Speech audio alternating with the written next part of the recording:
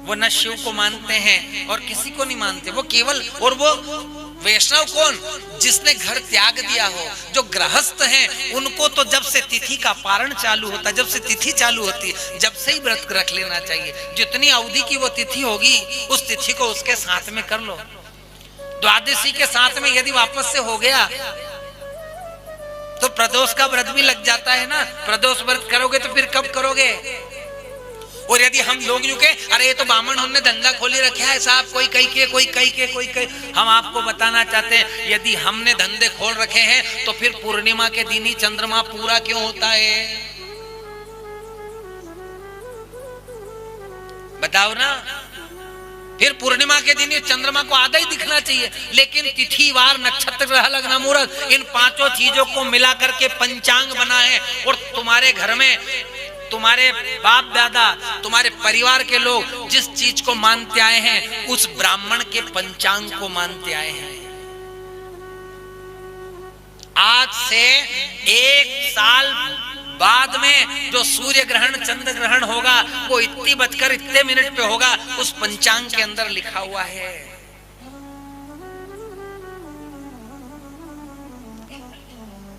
धर्म प्रोजित केतवे है, मतलब हम जिस चीज को अपनाते हैं वो हमारे काम की हो, हमारे स्वार्थ की हो तो ही हम उसको अपनाते हैं।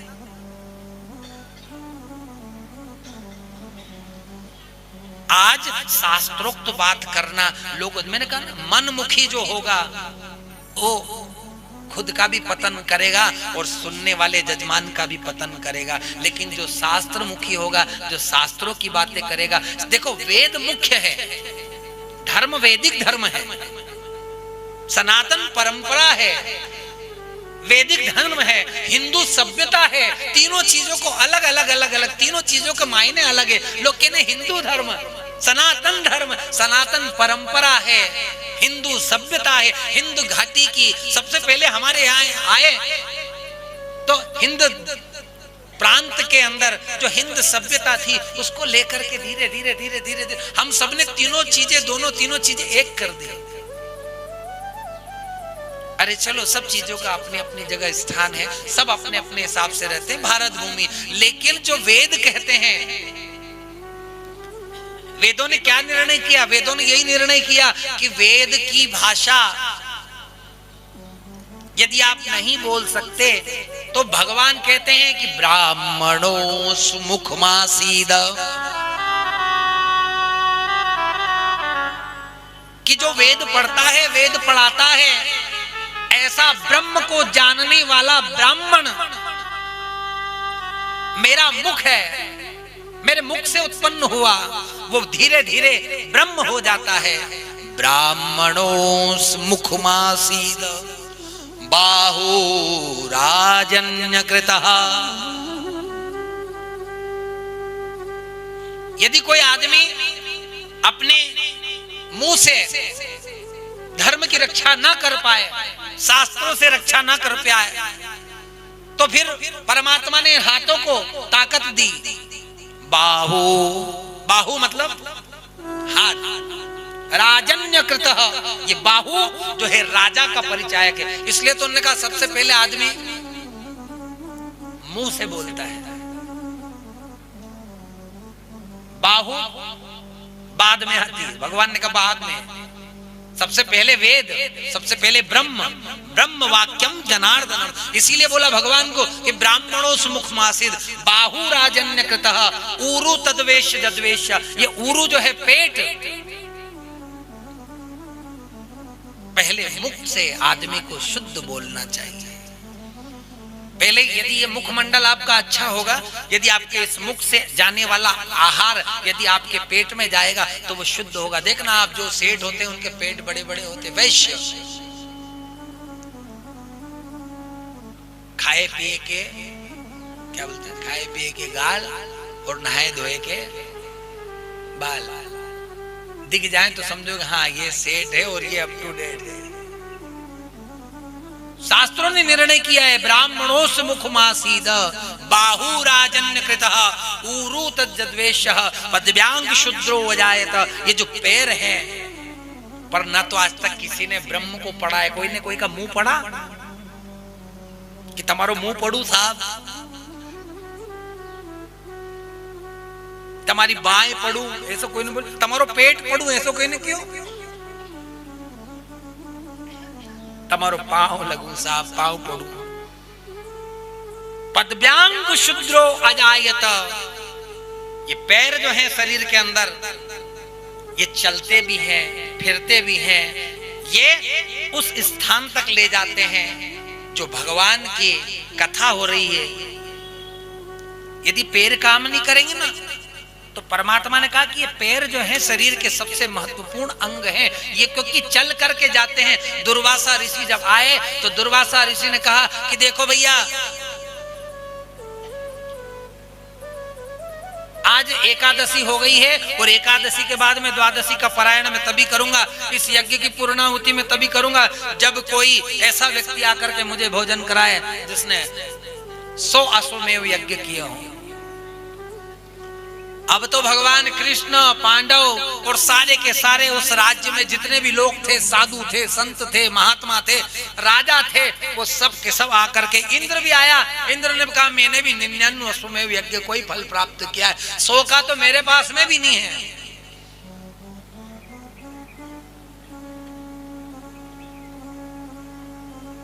तब जाकर के बाहु राजन्य कृतः, उसी राज्य की भगवान कृष्ण के दुर्वासा ऋषि के सामने एक संदेशा आता है कि हे महात्मन, आप बैठ जाइए आसन लगा करके, जिसने हजारों यज्ञ किए हैं ऐसा व्यक्ति आपके लिए भोजन लेकर के आ रहा है। दुर्वासा ऋषि बैठ गए, आसन लगा दिया, प्रतीक्षा हो रही है। हाथ में थाली लेकर के और एक व्यक्ति, एक ऐसा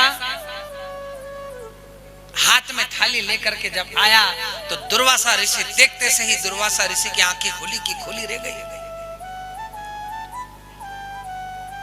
वो अपने हाथ में थाली लाया, दुर्वासा ऋषि के सामने रखी और कहा महात्मन पाइए आप भोजन को।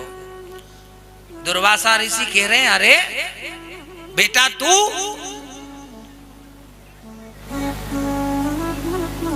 बेटा मैंने व्रत लिया है, मैंने संकल्प किया है, और ब्राह्मण का संकल्प कैसे पूरा होगा? कौन था मालूम? द्रौपदी।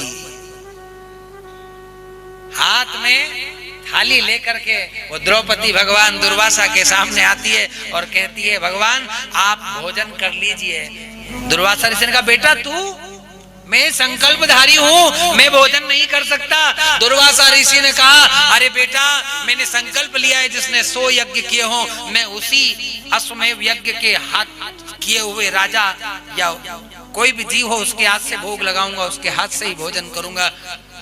रुक्मणी कहती है कि हे गुरुदेव, शास्त्र की मर्यादा कहती है, संत कहते हैं, भक्त कहते हैं, महंत गाते हैं, ये भगवान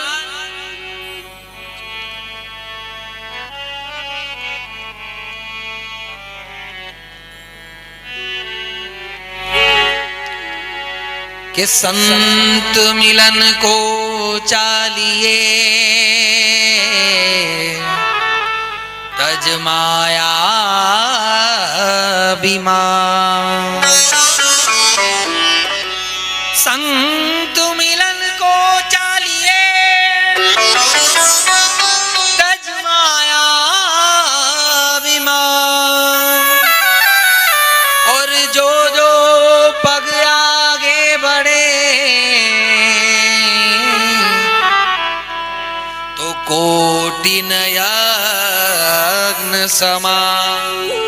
हे महाराज, मैं नंगे पांव आई हूं और मैं एक संत की इच्छा पूरी करने के लिए अपने घर से थाली बना करके हाथ में भोजन परोस करके चली हूं, नंगे पांव चली हूं। और कहते हैं कि जब संत दर्शन को चाहिए या संत की इच्छा को पूरी करने के लिए जब कोई आदमी घर से निकलता है तो अभिमान और ममता मोह सब त्याग देता है। मैं आज आपकी कुलवधू नहीं हूं, मैं एक दासी हूं, संत की दासी हूं मैं। एक जीव ब्राह्मणोस मुख मासीद, एक ब्राह्मण की इच्छा पूरी करने के लिए मैं आप यहाँ थाली का भोजन आपके लिए लाई हूं। और जैसे ही दुर्वासा ऋषि ने सुना, अपने हाथों से लगा लिया, मस्तक से लगा लिया, उन्हें कहा कि बेटा बैठ करके परोस और खिला दे मुझे।